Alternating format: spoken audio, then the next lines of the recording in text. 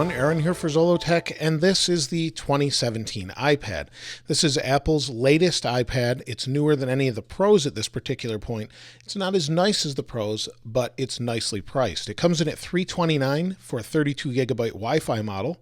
You bump that up another $100 for 128 gigabytes of storage, and then if you'd like to add cellular connectivity to it, you bump it up another $130, and it maxes out with 128 gigs of storage at $559. That's pretty good considering that the last generation 9.7-inch iPad was $499 to start. This is $59 more, has more storage, and does have a few downfalls as well. But let's take a look at the design. It's typical design. It's got that 9.7-inch display, like I said. It has a forward-facing 1.2 megapixel camera, which is really only good for FaceTime and some goofy things. You do have Touch ID. On this side, you don't have anything at all. On the top here, we get to keep the headphone jack, which is really nice, and I'm grateful to Apple that they did that. We've got a power sleep wake button and a microphone. On this side, we have our volume buttons, and if you're familiar with the iPad Air, this actually had a switch here before. They removed it for this, just like they did on the Air 2, and we just have volume up and down. On the bottom, we've got two speakers, and we have our Lightning port, and that's it.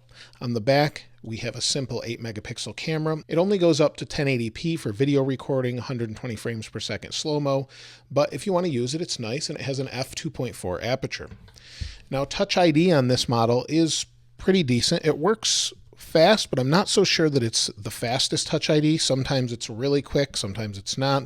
And in fact, I had some issues with it and had to actually return this device and get a new one because it would lock up and freeze. And in my unboxing video, it froze completely, and I had to actually reboot it, hard reboot it, and I mentioned that as well. Then Touch ID one day decided to stop working. So I'm not sure that that was just that device, maybe a quality issue, I'm not sure, but so far this one has been solid. Now with this one, Apple has gone to a new naming scheme, and I think they're going for iPad, iPad Pro, similar to MacBook, MacBook Pro, because there's not a whole lot more to do with the tablet other than software at this point. So maybe we're looking at a yearly revision of hardware internally, and they're going to keep the form factors. But with the lower price, they've compromised a little bit to keep that price low. Now with the cheaper price, we get a few disadvantages. One of those things is we have more reflectivity. They haven't put a reflective coating on here, and they've also have a non-laminated display. That means that this glass here is not glued to the LCD underneath. And I'm not sure you can see that, but there's actually a little black strip there. And if you can see the dark black strip, that's actually the air gap between the LCD underneath and the panel on top. And you get a more reflective panel because of the lack of coating and that distance. And I can show you next to the iPad Air 2 here that's got a reflective coating and is right next to the LCD.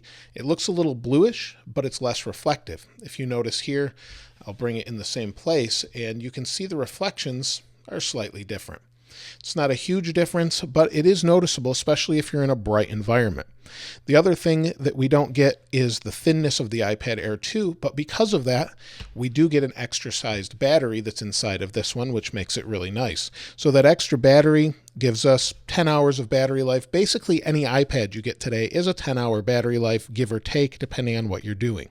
Apple has put a very nice processor chipset in here. It has an A9 processor, their own processor, 64-bit, and has an M9 coprocessor, so it should be plenty fast for everything you do. The display is an IPS display. It's LED backlit, and like I said, it's 9.7 inches. It's 2048 by 1536 with 264 pixels per inch, and it still has that oleophobic coating on it, so you don't see as many smudges and things like that.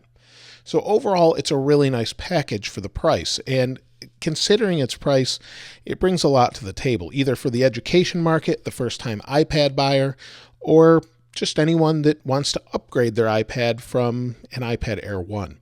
This is much faster than an Air 1 and faster than an Air 2, and for a full comparison, I'll link it in the video, but I did a full comparison between this and the iPad Air 2 in that video, and this is not a bad device. People thought it was bad just because they skimped on a few things like that laminated display, but to me that's not a negative because you can actually fix it more easily. You don't have it glued to the display underneath, so it makes it easier to fix. Games load nice and fast. This one was already open, but it loads nice and quick. Things work well, and It just runs as you would expect any iPad to. Really, nothing's too slow. Frame rates are good. Everything seems to run fine.